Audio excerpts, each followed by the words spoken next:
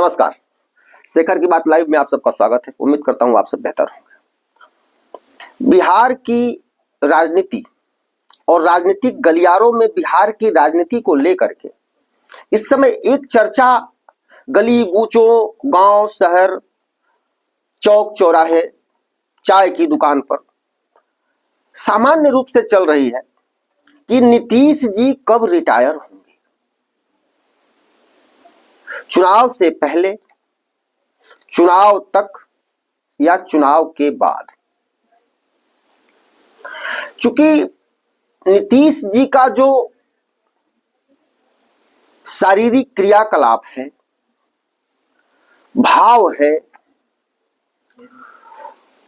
जिस प्रकार की वो एक्टिविटी कर रहे हैं पिछले कुछ दिनों से, उसको लेकर के राष्ट्रीय जनता दल जो सवाल उठा रही है उसको इग्नोर नहीं किया जा सकता है। आदमी से कुछ भूल हो जाए, उस परिस्थिति में एक आध बार ऐसा हो सकता है, लेकिन बार बार कुछ ऐसा कर जाना जो सार्वजनिक जीवन में रहते हुए उसके सार्वजनिक जीवन के स्वास्थ्य के लिए सही नहीं माना जा सकता है। वह नीतीश जी को कहीं ना कहीं सवालों के घेरे में खड़ा कर रहा है।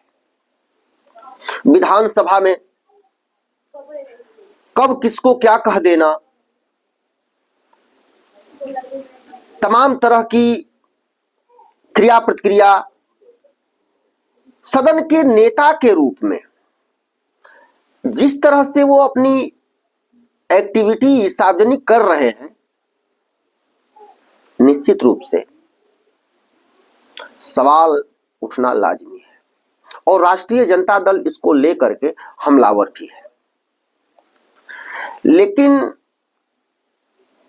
नीतीश जी और बिहार की राजनीति,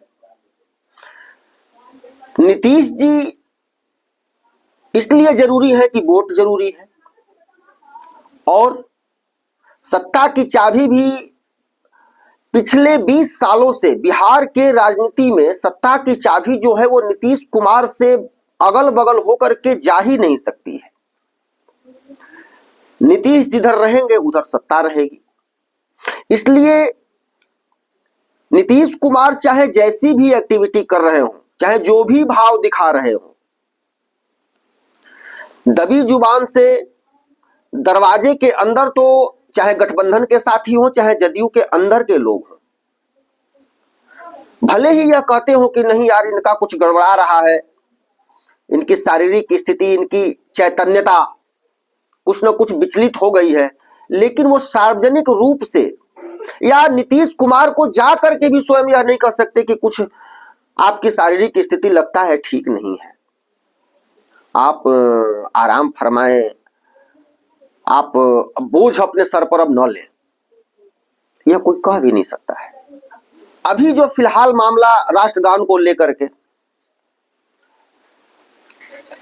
पहले तो राष्ट्रगान शुरू होने से पहले थोड़ा सा हम घूम के आते हैं, वो चल दिए मन से उतर के, फिर उनको पकड़ के लाया गया, खड़े हुए, राष्ट्रगान शुरू हुआ तो कभी इसको हाथ मार रहे हैं, कभी उसको हाथ मार रहे हैं, कभी कुछ कह रहे हैं, कभी कुछ कह रहे हैं, कभी किसी को कुछ इशारा कर रहे हैं। यानी राष्ट्रगान के समय भी वो स्थिर नहीं रह पाए। तकनीक से लैस इस युग में आप जो भी करते हैं वह सार्वजनिक हो ही जाता है। पहले आप कुछ कर जाते थे, वह इतने बड़े पैमाने पर सार्वजनिक नहीं होता था, लेकिन इस तकनीक से लैस युग में, इस सोशल मीडिया और दूरसंचार के इस युग में वह छुप पाना मुश्किल है। नीतीश जी का वह वीडियो राष्ट्रगान का अपमान कहा गया और पूरी दुनिया में देखा गया। लोग अपनी प्रतिक्रिया भी उस पर दिए कि कहीं ना कहीं इनकी मानसिक स्थिति खराब है, इनका भेजा जो है वो फूल हो चुका है, इनके सोचने और समझने की क्षमता जा रही है। मतलब इस तरह की तमाम प्रतिक्रियाएं प्राप्त हुई। लेकिन आखिर नीतीश जी को भाई रिटायर की बात किस स्थिति में, कब, कहां, कैसे की जाए, लेकिन आखिर ये होगा कब? एक चीज मित्रों, राष्ट्रगान की बात पर जिस प्रकार से राष्ट्रीय जनता दल तमाशा मचा रही है कि राष्ट्रगान का अपमान है, ऐसा नीतीश ने कर दिया, ये है वो तमाम वगैरह वगैरह, मैं याद दिलाना चाहूंगा संभवतः 2002 का समय था जब राबड़ी देवी मुख्यमंत्री थी और लालू प्रसाद यादव जेल से निकल करके शायद आ गए थे कुछ दिन जेल रहने के बाद चारा घोटाले में, लेकिन मुख्यमंत्री अभी राबड़ी देवी ही थी। 26 जनवरी का राजकीय समारोह था, राष्ट्रगान बज रहा था और लालू प्रसाद यादव और राबड़ी देवी दोनों सोफे पर बैठे रहे। उस समय भी उठा था कि यह राष्ट्रगान का अपमान है, लेकिन चूंकि तकनीक इतना ज्यादा फैला हुआ नहीं था, सबके यहाँ सोशल मीडिया और ये एंड्रॉयड मोबाइल इंटरनेट सब जगह पहुंच नहीं था, इसलिए बहुत लोग उसको नहीं जान पाए, थोड़े में ही वो सिमट गया। लेकिन नीतीश जी जब यह काम किए हैं तो थोड़ा व्यापक है इस समय तकनीक, तो यह सब जगह पहुंच रहा है। अब विषय यह है कि नीतीश कुमार रिटायर कब होंगे, कैसे होंगे, किस स्थिति में होंगे। इसकी दो परिस्थितियां हैं। वर्तमान परिस्थिति में यह तो सही है कि नीतीश कुमार जो हाव भाव, जो क्रिया जिस प्रकार की कह रहे हैं, न गठबंधन में न जदयू में कोई गारंटी लेने वाला यह नहीं है कि नीतीश कुमार कब क्या कह देंगे, इसकी गारंटी कोई लेने वाला नहीं है। पिछले कुछ दिनों से जो उनका क्रियाकलाप दिख रहा है, जो कर रहे हैं, कोई गारंटी लेने वाला नहीं रह गया है, न गठबंधन में न जदयू में। अंदर खाने दबी जुबान से गठबंधन और जदयू में भी लोग इस बात को लेकर के चर्चा कर रहे हैं कि इनके सम्मानजनक रिटायरमेंट की रूपरेखा तैयार की जाए। इसकी दो परिस्थितियां हैं। एक तो चुनाव से पहले नीतीश कुमार कुछ ऐसा कर जाएं कि उसको सर पर लेकर के चुनाव लड़ना मुश्किल हो जाए। उस परिस्थिति को, चुनाव में नुकसान होने की संभावना ज्यादा हो सकती है, तो फिर गठबंधन और जदयू के साथी, उनके जो वरिष्ठ साथी है, वह हिम्मत दिखाएं कि आप आराम करें और उनके पुत्र निशांत को उनके प्रतिनिधि के रूप में सामने खड़ा किया जाए। वैसे इसकी संभावना बहुत धुंधली नजर आ रही है मेरी समझ से, लेकिन चूंकि राजनीति में कुछ भी संभव है, नामुमकिन कुछ भी नहीं है, इसलिए मैंने इस संभावना की चर्चा की। दूसरी संभावना, नीतीश जी का क्रियाकलाप इसी तरह कुछ नीचे ऊपर चलता रहेगा, उसी में आप थोड़ा सा संयम बरतें। उनके जो वरिष्ठ साथी हैं, जो उनको कह सकते हैं, चाहे गठबंधन के हों चाहे जदयू के हों, इशारों में उनको संयम बरतने के लिए कहें और चुनाव तक नीतीश जी को उनके नेतृत्व में ही चुनाव लड़ा जाए और चुनाव बाद अगर एनडीए गठबंधन की सरकार बनती है तो नीतीश कुमार को एक संरक्षक की भूमिका में भेजते हुए उनके पुत्र निशांत को उनके प्रतिनिधि के रूप में सरकार में शामिल किया जाए। और जहां तक संभावना है मुझे कि निशांत को उप मुख्यमंत्री का पद अगर एनडीए की सरकार बनती है तो इसकी संभावना दिख रही है और मुख्यमंत्री बीजेपी का हो सकता है। तीसरी संभावना यह भी है कि नीतीश कुमार के पुत्र निशांत और लालू यादव के पुत्र तेजस्वी चुनाव बाद अगर उस तरह की कोई परिस्थिति बनती है, चूंकि यह सब तो सीटों पर निर्भर करता है, तो ये दोनों हाथ मिला ले और तेजस्वी मुख्यमंत्री और निशांत उप मुख्यमंत्री, यानी कि निशांत का उप मुख्यमंत्री की कुर्सी पक्की नजर आ रही है।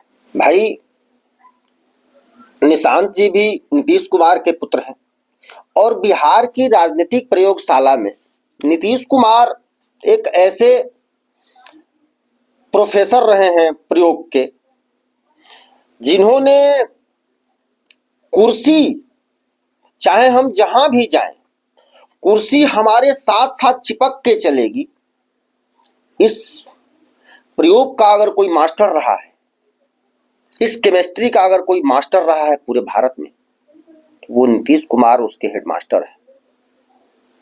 तो निश्चित रूप से उनके पुत्र निशांत हैं, तो उसका कुछ न कुछ तो असर होगा कि भाई हमको भी किस तरह से कुर्सी अपने साथ लेके चलनी है, चाहे यहां जाए चाहे वहां जाए। तो ये चीज निशांत के साथ भी नजर आ रही है। अगर जो 10 और 12%, 10 से 12% वोट नीतीश कुमार अपने कुर्ते के पॉकेट में लेके घूमते हैं, ऐसा कहा जाता है, उसका अगर 8% वोट भी, 2-4% मान लीजिए उनके जाने के बाद छिटक छुटक जाए, लेकिन अगर उसका 8% वोट भी अगर निशांत अपने साथ रख पाते हैं, तो बिहार की कुर्सी, एक कुर्सी, अब जिस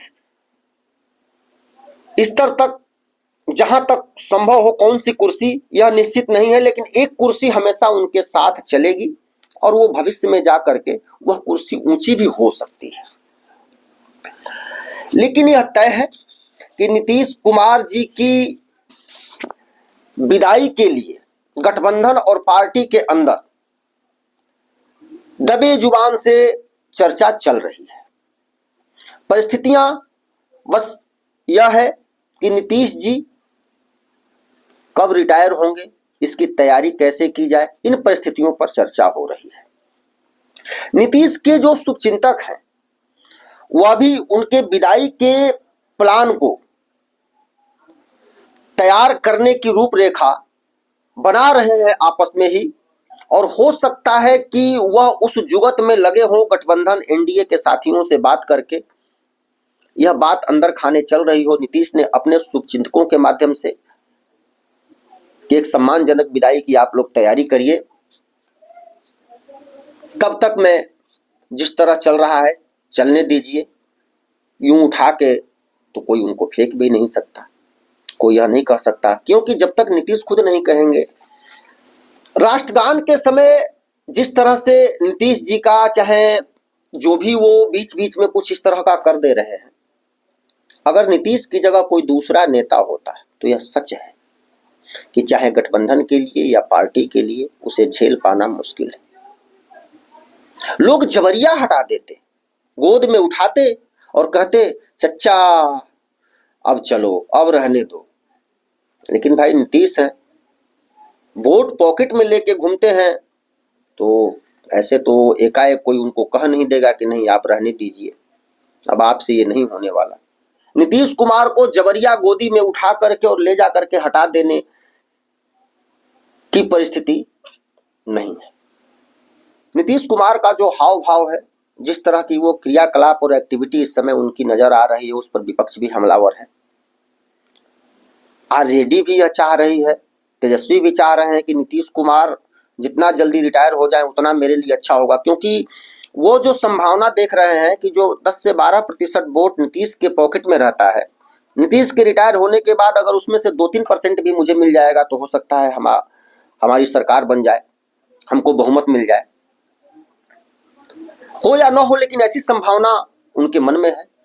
इसलिए वो भी चाह रहे हैं तरह तरह के चीजों को, उनके हाव भाव को, उनके क्रियाकलापों को पकड़ करके उसको मुद्दा बना रहे हैं, उसको खूब जोर शोर से उठा रहे हैं। और बात भी सही है, क्योंकि नीतीश कुमार ने जिस तरह से राष्ट्रगान के समय जो एक्टिविटी, जो क्रिया किया, जो भाव दिखाया, उसको लेकर के चल पाना लंबे समय तक बहुत मुश्किल है। वैसे राजनीति में नामुमकिन तो कुछ भी नहीं होता है, लेकिन बहुत मुश्किल है, यह आप मान के चलिए। यह तय है कि चुनाव बाद नीतीश कुमार को एक सम्मानजनक विदाई के साथ साथ निशांत की सक्रिय राजनीति में एंट्री होगी और निशांत नीतीश कुमार के प्रतिनिधि के रूप में बिहार की राजनीति में सक्रिय होंगे। वह पद, मेरी संभावना जो मुझे नजर आ रही है, उप मुख्यमंत्री की कुर्सी तक हो सकता है उनकी एंट्री। देखिए आगे क्या होता है। बिहार की राजनीति पर नजर बनाए रहेंगे हम सब। समय समय के साथ जो भी स्थिति नजर आएगी वह आप लोगों के साथ बात विचार चर्चा हम करेंगे। धन्यवाद। अगले वीडियो में हम लोग फिर मिलेंगे। एक निवेदन है, चैनल को अधिक से अधिक लोगों से आप सब्सक्राइब करवाइए। आप लोग वीडियो पसंद आए तो लाइक और शेयर भी करिए। जय हिंद, वंदे मातरम, राम राम।